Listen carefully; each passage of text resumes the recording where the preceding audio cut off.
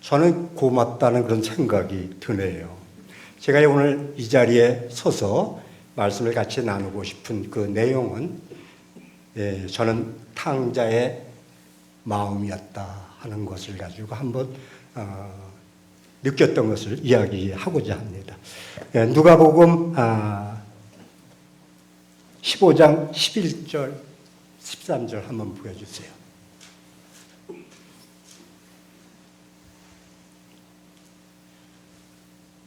탕자의 얘기가 되겠죠. 가라사대였던 사람이 두 아들이 있는데 그 둘째가 아비에게 말하되 아버지여 재산 중에서 내게 돌아올 분깃을 내게 주소서 하는지라 아비가 그 살림을 각각 나눠 주었더니 그 후 며칠이 못되어 둘째 아들이 재산을 다 모아가지고 먼 나라에 가서 거기서 호랑방탕하여 그 재산을 허비하더라. 저는 이 얘기를 많이 들어왔습니다. 목사님을 통해서 또는 성경을 통해서 들어왔는데 탕자, 그래서 그 옛날에 둘째가 그러더군요. 우리 재훈이가 저 탕자에 돌아왔어야 하는 그런 간증을 하는 것을 보면서 많은 사람이 탕자였구나. 근데 제가 이제 시골에서 살다 보니까 시골 그 친구하고 종종 만나는 경우가 많이 있습니다. 근데 그 친구들은 지금 환경이나 여러 조건은 많이 바뀌었고 잘 살고 그 다음에 먹고 마시는 건 걱정이 없습니다. 근데 그네들은 부모님의 그 생활 습관, 환경 그것을 그대로 지금도 이어받고 있다는 거죠. 그래서 이야기를 하면 다른 얘기는 다 서로 편하게 하고 주고받고 있습니다. 뭐 잘 사니 못 사니 먹냐니. 그런데 거기서 하나님 얘기만 나오면은 적과 적이 됩니다. 야 믿어. 나 지금 교회 중간에 여기서 떠날 때는 난 불교였는데 떠나고 나서 나 기독교 믿었어. 그것도 40대 돼서 그때부터 입을 딱 다물고 조금 됐다가 그런 얘기 하지 마라. 문을 완전히 닫습니다. 다 좋은데 문을 닫는 것을 보면서 이렇게 복음 말씀이나 하나님 말씀이 통하는 사람에게 같이 하는 사람에는 서로 편안한 마음이 되는데 반대인 사람, 옛날 제가 믿지 않았을 때는 그런 사람들 대문 위로 쪽지 던지면 붙잡아가지고 야단치던, 그리고 그런 친구와 같이 앉아서 같이 음식을 먹지 않던 그 시절, 이걸 생각하니까 이해가 갑니다. 다른 건 모두 종교에서는 적과 적은 완전히 적과 적이라는 거, 그리고 내가 모르는 거 이것을 이야기할 적에는 싫다는 겁니다. 그러다 보니까 무슨 생각이 나냐면 그런 생각이 납니다. 아브람 생각이 납니다. 왜 아브람을 하나님이 택하셨는데 너는 고향을 떠나라. 그 말씀을 먼저 한 이유를 들어보니까 그 고향에 있으면, 지금 제 친구처럼 그 고향에 있으면 모든 것이 변하지 않는다는 겁니다. 그 습관, 풍습, 하다못해 신앙까지도, 기복신앙까지도. 물론 그것은 옛날처럼 아주 집에다 놓고 섬기는 건 아니지만 그 마음속에서는 떠나지 않았다는 겁니다. 그래서 하나님이 먼저 아브라함을 택하면서 뭐라고 말씀하시냐면 고향을 떠나라. 그것이 와서 마음에 닿습니다. 그래서 떠났는데도 거기서도 처음에 아버지 때문에 잡혀 있었고, 그래서 아버지와 이별을 하고 또 롯에 잡혀 있어서 롯과 또 헤어지고, 난 그 어느 훗날 나이 들어서 그때 하나님이 약속한 가나안 그리고 이삭을 준 것을 보면서 하나님은 내 안에 세상의 것, 그리고 세상의 풍습, 그리고 기복신앙의 어느 털 조금이라도 있으면 하나님은 함께 하시지 않는다는 것을 거기서 제시하고 있다는 것, 이것을 더 한번 깨닫게 돼서 시골 가가지고 처음에는 아주 기쁜 마음으로 시골 왔는데 요새는 겁납니다. 대화 속에서 거기에 있어서. 그래서 그런 거 하고 그 다음에 거기를 떠나온 그 고향을 떠나온 저가 난 탕자 모습이 않았는가 이런 생각이 들었습니다. 고향을 떠나서 물론 어느 정도 또 이제 서울에 와서 살 거 있는 건 조금 갖고 왔지만은 그것이 금방 떨어지죠. 와서 보니까는 낯설고 아는 사람도 하나도 없었습니다. 그리고 이것저것 생각을 했는데 와서 그 뜻대로 되질 않습니다. 시간은 가고 이제 갖고 온 것은 전부 떨어지고 하니까는 그다음부터는 먹고 자는 곳까지도 막막하고 갈 곳이 없다는 것을 느꼈습니다.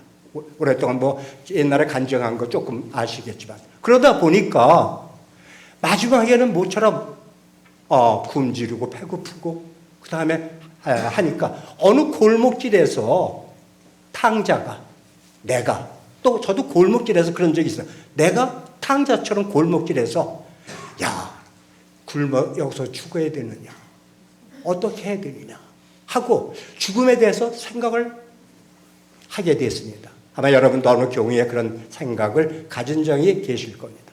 그래서 여기서 죽으냐 뭘 적에 어떤 사람이 찾아와서 그 골목길에서 너 여기서 뭐하니? 여차 하니까 그럼 너 부모님 안 계시냐? 부모님 계시죠. 그럼 고향에 내려가. 부모님이 너를 반겨주실 거야.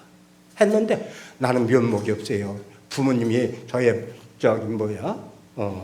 분깃을 줬는데 다 탕진했는데 어떻게 내려가요? 그래도 너희 부모님은 너를 이해하시고 받아주실 거냐. 그래서 용기를 내가지고 탕자가 자기 집으로 돌아왔다는 겁니다. 근데 그 탕자가 돌아온 그 집은 바로 뭐냐면 옛날에 부모가 옛날 습성, 그 다음에 옛날에 그 기복신앙에 매여 있는 그 구습에 써 있는 그 아버지가 아니라 하나님을 만난 그 아버지 집에 찾아온 거야. 집에 찾아왔다는 그 집에 찾아왔고 거기서 하나님을 만났고 굶주리고 죽어야 되느냐고 찾아온 그 사람이 하나님이기 때문에 탕자는 하나님을 만난 것입니다. 고향을 떠나서 세입에 방랑하고 고생하고 힘들었지만은 마지막에 하나님을 찾았어요. 우리가 성경책에 그런 말씀이 있죠. 뭐냐면 가난한 사람은 하나님을 쉽게 찾고 부자를 못 찾는다. 그러니까 한동안 가난한 사람은 하나님을 찾고 부자를 못 찾는다. 이렇게 성경책에 있는 것을 그대로 듣고 깨닫다 보면 오히려 갈림길과 서로 이 마음에 힘든 것을 깨달은 적이 한참 있었습니다. 근데 여기서의 그 탕자는 바로 뭐냐? 성령이 그리고 경쟁에 갈급해서 가난한 그 자녀입니다. 그러니까 가난한 마음을 가졌다는 심령이 가난해서 정말 쪼들려서 내가 어떻게 해야 되는 걸 모든 걸 포기한 그 가난한 탕자가 하나님을 만날 수 있다는 그 말씀이 거기에 같이 끼어드는 것. 이것을 보면서 고향과 떠난 사람과 하나님을 만나는 게 쉬운 것 같지만 쉽지 않고 그렇게 어떤 과정을 거치고 힘든 그 과정 속에서 만나는구나. 이것을 저도 조금은 느꼈고 또 새삼스럽게 생각이 나서 말씀을 나눠봤습니다. 그러면 여기서 한 가지 더 마태복음 13장 14절을 좀 한번 보고 싶습니다. 마태복음 13장 14절.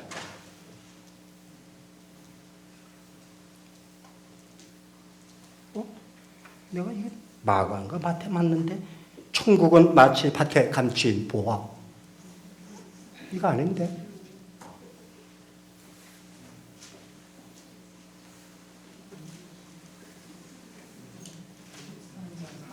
44절. 내가 44절, 14절. 13장 44절. 천국은 마치 밭에 감추인 보화와 같으니 사람이 이를 발견한 후 숨겨두고 기뻐하여 돌아가서 자기의 소유를 다 팔아 그 밭을 샀느니라. 여기서 감추인 보화를 비유해서 하나님을 안다는 그것은 이 세상에서 그 무엇보다도 가장 우선되고 절대적인 행복의 근원을 찾았다는 겁니다. 그런데 이렇게 찾게 되는 것은 믿음 안에서 어느 경우에 우연히 찾을 수도 있고 노력해서 찾을 수도 있습니다. 그랬는데 찾았는데 하나님을 찾아냈는데 찾아내고 하나님이 그런 분이야? 라고 그냥 생각하고 거기서 머무른다면 그것은 그 기회를 놓치고 영영 하나님과 함께 할 수가 없다는 뜻도 내포되어 있는 겁니다. 찾았다면 어떻게 해야 되겠습니까? 하나님을 알았다면 평생 나의 구원자요, 그리고 나의 가장 그 행복을 주고 모든 것을 다 맡아서, 무거운 짐을 내려놓으니까 모든 걸 맡아서 해결하실 그 하나님을 만났다면 어떻게 해야 돼요? 찾았으면 그것을 내 소유로 만들어야죠. 내 소유로 만들어야 됩니다. 뭘? 내 재산을 다 팔아서 소유로 만들어야 된다는 겁니다. 그러니까 이런 생각이 금방 나더라고요. 내 재산을 전부 판다고 그러니까 그저 사도행전 5장 1절부터 5절까지 잠깐 보여주세요. 아나니아 하는 사람이 그 아내 삽비라로 더불어 소유를 팔아 그 값에서 얼마를 감춤해 그 아내도 알더라. 얼마를 가져다가 사도들이 발 앞에 두니 베드로가 갖다 두니 들가지고 삽비라와 아나니아는 죽었습니다. 왜? 그 당시에는 하나님을 믿는 그 믿음을 가지고 물질로 서로 나타나는 그런 시절이 있었답니다. 그래서 물질을 많이 드리면 하나님을 잘 믿는 거고 안 드리면 못 믿는 거다. 그래서 너도 나도 해서 집을 팔아주고 하다 보니까 하나님이 나를 물질로 생각하고 그런 믿음을 가져. 그래서 하나님이 본보기로 아나니아와 삽비라 거짓말시킨 것을 근거로 해서 두 사람을 다 죽였다고 합니다. 그리고 말씀하기 나를 찾는 것, 내 뜻은 그곳에 있지 않고 정말 나를 깨닫고 오는 사람, 그 믿음을 제대로 가르쳤다고 이야기를 하고 있는 것이 아나니아 삽비라의 얘기에서 나오고 있습니다. 우리는 잘못하면 어떤 주제 하나 가지고 잘못 빠져 들어가는 것이 있는데 이 세상을 창조하시고 오병이의 기적을 누리시는 그런 하나님이 그 재산 조금 주고 그래서 넌 잘 믿어 못 믿어 이렇게 하실 분이 아니라는 거죠. 그러면은 여기서 내 재산을 전부 팔아가지고 그 보화를 사느냐? 여기서 이런 생각입니다. 여기서 밭이라고 얘기하는 것은 밭에 감추인 보화라. 밭에 감추인 보화라는 건 밭은 뭡니까? 밭은 사람의 마음입니다. 내 안에 보화가 있다는 겁니다. 보화는 뭡니까? 하나님의 생명이 있다는 겁니다. 이게 나는 밭이고 하나님이 여기에 씨를 주셨다는 얘기가 되죠.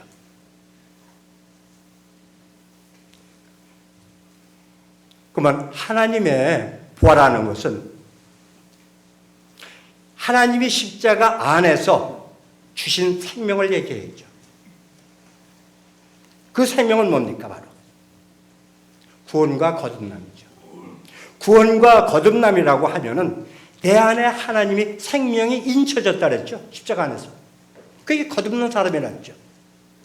내 안에 하나님의 생명이 인쳐져서 거듭났다면은 그것을 보존하기 위해서 내 재산을 전부 팔아가지고 그것을 사라는 얘기인데 여기서 내 재산을 전부 팔라고 하는 것을 정말 아나니아 삽비라처럼 팔라는 것이 아니고 그동안에 시골 얘기를 했지만 시골에서 아직도 그 풍습에 매여서 사는 사람, 자기 생각으로 사는 사람, 그 다음에 기복신앙에 매여 사는 사람, 옛날에 자기 고향의 풍습과 그 다음에 환경과 문화에서 매여 살아서 자기 고집대로 자기 생각대로 사는 사람은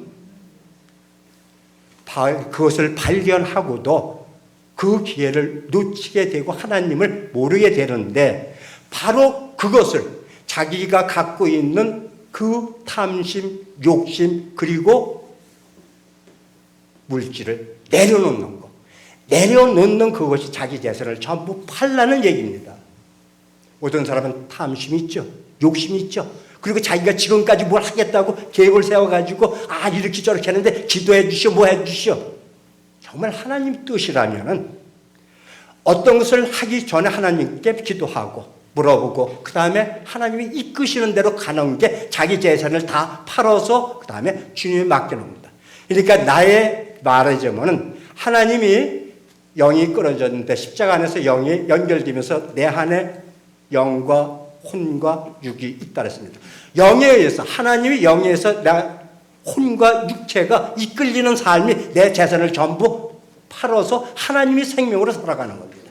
그런데 그것을 알면서도 내 안에 하나님의 영과 혼과 육이 있는데 하나님이 계신지 아닌지 모르겠어. 그리고 내 혼, 내 생각으로 이끌어갔을 때 하나님을 왔는데도 그것을 잡지 못하고 그 다음에 놓치는 경우가 된다는 것이죠.